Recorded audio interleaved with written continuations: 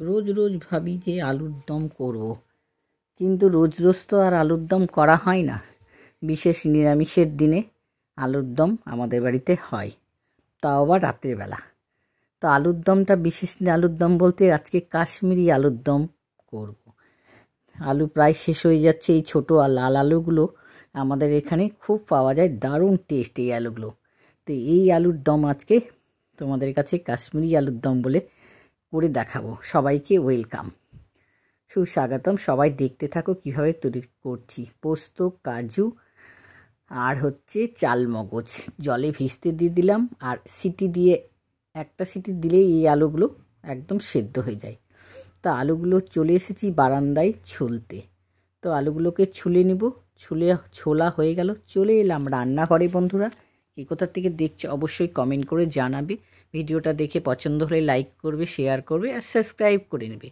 তো প্রথমে আমি কড়াইয়ের মধ্যে সর্ষের তেল দিয়ে আলুগুলোকে আগে ভেজে নিচ্ছি, লবণ হলুদ দিয়ে, যাতে লবণ হলুদ আলুর ভেতরে ঢোকে, মুখে দিলে তখন খেতে ভালো লাগবে। তা আলুগুলোকে হালকা লালচে করে ভেজে নেব। তো ভাজা হয়ে গেল, ভাজা করে তুলে নিলাম। প্রথমে আমি যেভাবে করছি এইভাবে যদি তোমরা কাশ্মীরি আলুর দম করো না, দারুণ টেস্ট হয়। রুটি, পরোটা আর ভাত দিয়ে, পোলাও দিয়ে, যা দিয়ে খাও না কেন অসম্ভব টেস্টি হয়। তো সর্ষের তেল আবার দিয়ে নিলাম, দিয়ে দিলাম গোটা গরম মশলা। এবার পেঁয়াজ কুচিটা তোমরা বেরেস্তা বানিয়ে রাখতে পারো, তো আমি এক পাকেই করছি রান্নাটা। তো পেঁয়াজগুলো লালচে লালচে ভেজে নিয়েছি।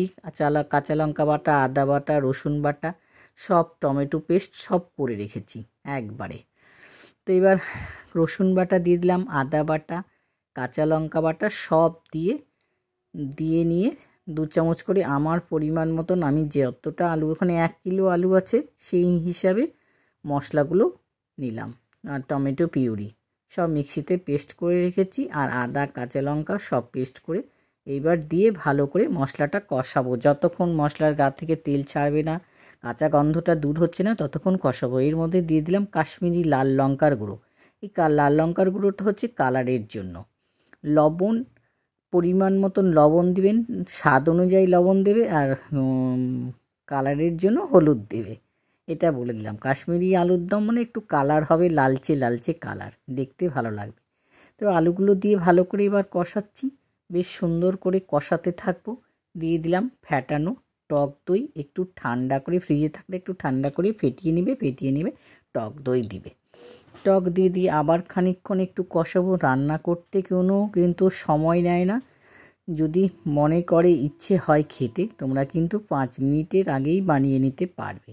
এবার কাজু আর চালমগজ সব বাটা দিয়ে দিলাম। জিরেকে ভালো করে ভেজে নিয়ে শুকনো খোলায় গুঁড়ো করে নিয়েছি, সেটা দিয়ে দিলাম।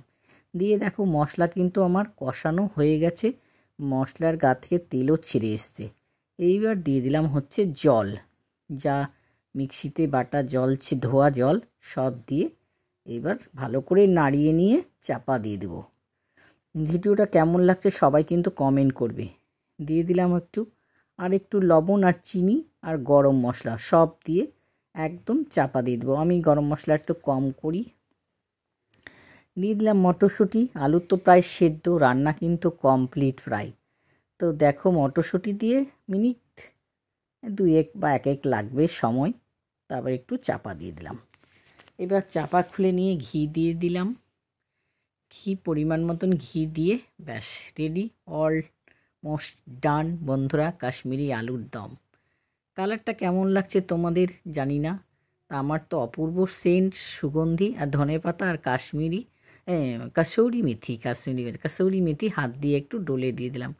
যা লাগবে না খেতে বন্ধুরা, এই রুটি, পরোটা, পোলাও বলো, ফ্রাইড রাইস বলো, অপূর্ব স্বাদ। তুলে এলাম টেবিলে। যদি ভিডিওটা ভালো লাগে তোমাদের অবশ্যই শেয়ার করে দিও, লাইক করে দিও, সাবস্ক্রাইব করে নিও বন্ধুরা।